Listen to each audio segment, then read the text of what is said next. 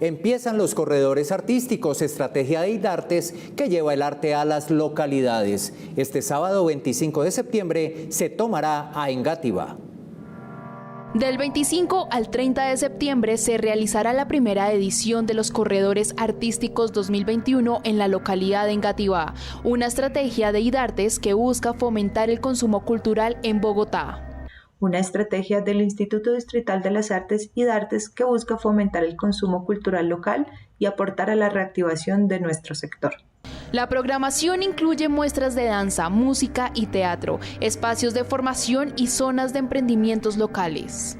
Tendremos actividades artísticas, espacios de formación, zonas de comercialización de productos y servicios, así como actividades que fortalezcan las redes colaborativas en los territorios.